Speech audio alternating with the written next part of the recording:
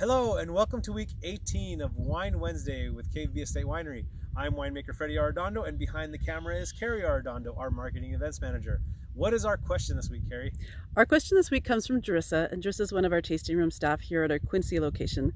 And Drissa said she's been having a lot of guests come into the tasting room, and they are wondering how we grow so many different types of grapes and how we have so many different types of wine.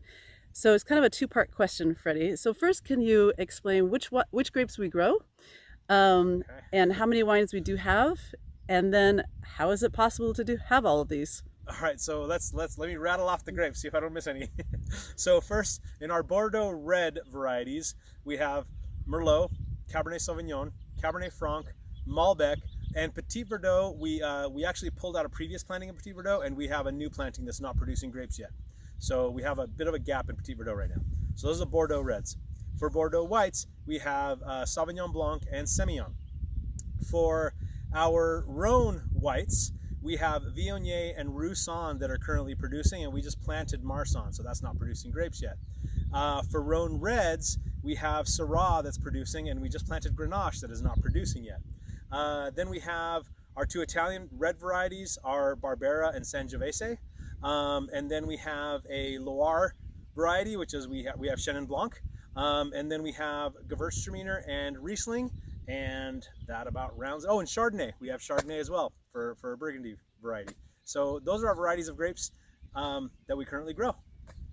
I'm going to question you here, Freddie, because did you say Roussanne, Malbec, and Tempranillo, and Barbera? Oh, I did not say Tempranillo. So Tempranillo, yes. Okay.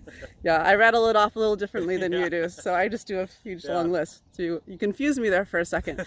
Okay, and how many different types of wine do you make out of all these? We currently make about 25 different types of wine, and so those are varietal wines and then blends also. And then we do different styles of a given variety. So for example, in Chardonnay, we do an unoaked Chardonnay, we do a barrel fermented, and we do a sparkling. So different varieties or different varietals made out of the same variety in some cases. And actually, we make two sparkling wines. Yeah, the other sparkling is a sparkling rosé, which is made in a little bit different method. We talked about that a couple of weeks ago on one of the Wine Wednesday. Exactly. So the question really is, how is this all possible? Well, it's all possible due to that vast canyon over there that was created by something we call the Missoula Floods, something known as the Missoula Floods. So the Missoula Floods is basically, it was an ice age floods. So essentially the state of Montana was a big, huge glacial lake with a dam that held back the water. And over the course of thousands of years, that dam gave way several times. And every time it gave way, this huge rush of trillions of gallons of water came rushing through this area and carved out that gorge. It carved out other areas in Washington State. So the Missoula Floods added a lot of complexity to a lot of different land in Washington State that made so many great places to grow grapes.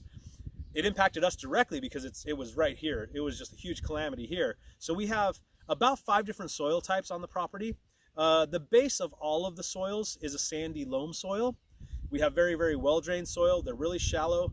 But then within that sandy loam, there are varying degrees of sand and silt, which adds to the diversity of the soil. And then there are various types of rocks. We have calcium carbonate in the soil, limestone, and then we have a lot of solid basalt chunks, and then fractured basalt underneath the soil profile. And then we have a lot of pumice basalt. And then we have some areas that have just one of those rocks, and then we have some areas that have all 3 of those rocks. And all these different components add to the different soil types. Add to that are different elevations and inclinations and row orientations, and we can plant a variety of different grapes successfully. And it's been a lot of years of learning the property and a lot of trial and error actually too. So it's been a great ride.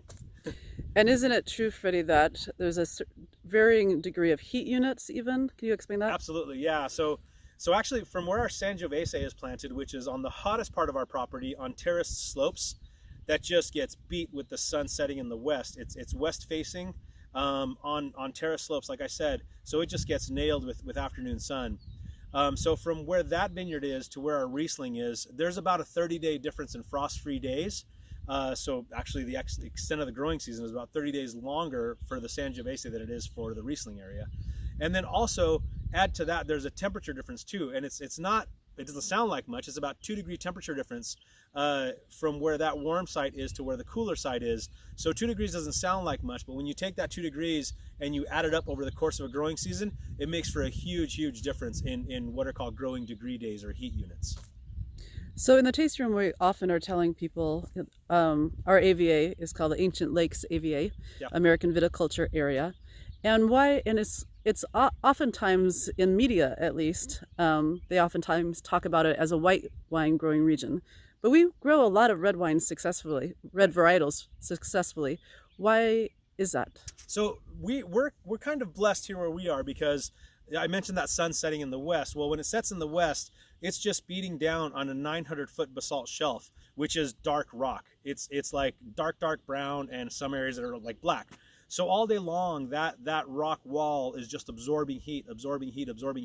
And then as the sun sets and it cools down at night, we have a prevailing westerly wind that takes the heat that's coming off of those rocks and brings it over the vineyards. And as it goes further east, it does start to lift as heat rises. So the areas that we have that are closest to the cliff are considerably warmer, and they take longer to freeze out than the areas that are a little bit further to the west. And we are our vineyards are in the basically one of the warmest pockets in the Ancient Lakes. There are a couple of others along the cliff edge, but the majority, it is correct that the majority of the AVA is better suited for white grapes than reds, but we just have this pocket where we can grow reds very successfully.